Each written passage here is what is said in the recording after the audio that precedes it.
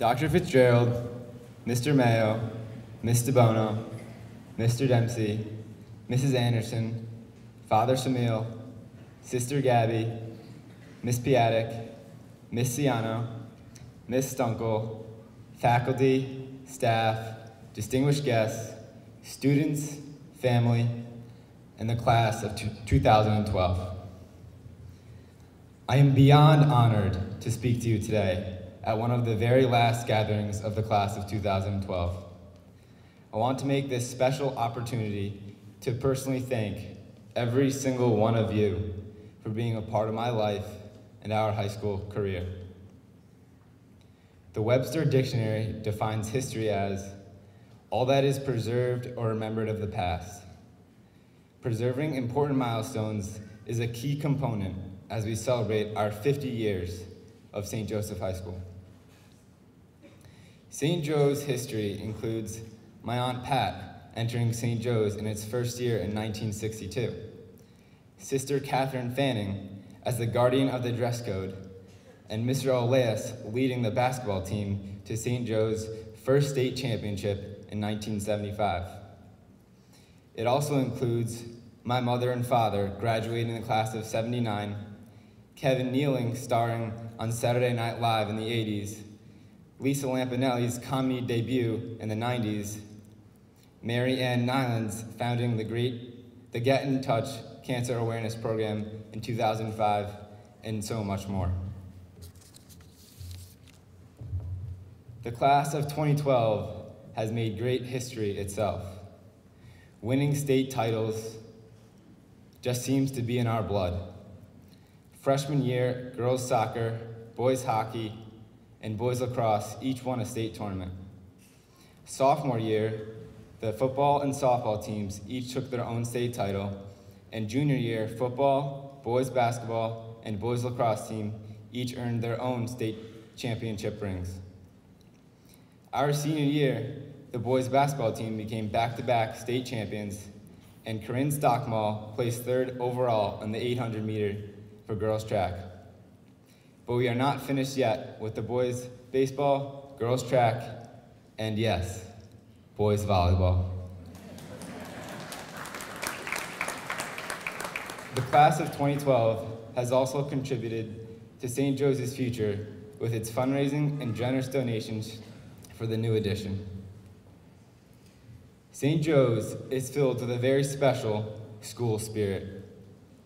Not every high school gets a day off from classes for walkathon, a Halloween costume contest parade, many school dances, and memorable international school trips. These exciting events helped create great memories.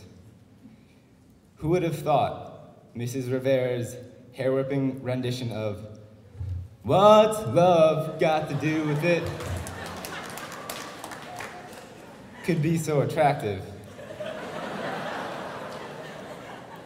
And the law of momentum did not stand a chance when Mr. Stolzenberg started breaking it down to his favorite artist, Justin Bieber.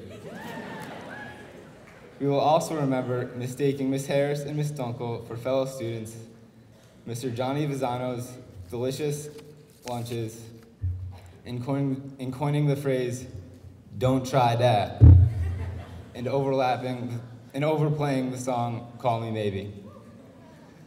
As freshmen, we were impressed by Christian Crosby's extreme bomb squad spirit, but Fitzgerald's backflips, Bennett's roller coaster, and Lockwood's scoreboard chant definitely brought the bomb squat and Howell's hood to a whole new level. We all uphold the St. Joe's legacy.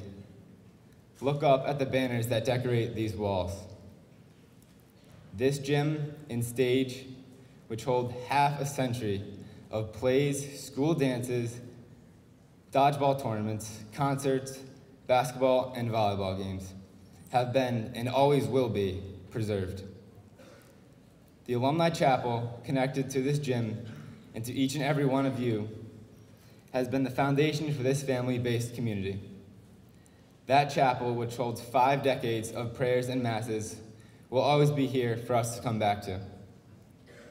And outside lies Dawling Field, the site of our last class mass, and the site of our first class mass, and the site of our last St. Joe's gathering, our graduation. It is where the first St. Joe's home football game was held, and where we attended our first ever SJ pep rally. We will always be able to log on to the SJ website or look in all four of our yearbooks for photos that preserve thousands of our St. Joe smiles and memories.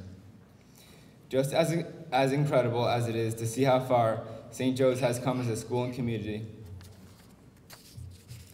it is just as mind-blowing to see how far we have come as a class and as individuals. St. Joe's has provided us with knowledge, wisdom, and experiences, but we have also developed our own lasting friendships. As much as we are all ready to move on to the next chapter of our lives, our mark at St. Joe's and St. Joe's mark in us does not end on June 2nd. Now, my friends, look to the classmates to your left and right. Who knows who will be your future business partner or future spouse? How many of our children will keep the legacy going at St. Joe's?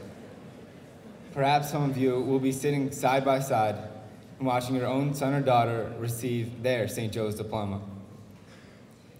Even if they may not seem as present in your life in years to come, St. Joe's friends, teachers, coaches, and parents have shaped and formed the person you are and the person you will become. St. Joe's has become part of our DNA. I challenge every single one of you to keep that spirit alive with honor, confidence, and passion. Stand proud, class of 2012, and thank you, seniors, for 4 unforgettable years. God bless.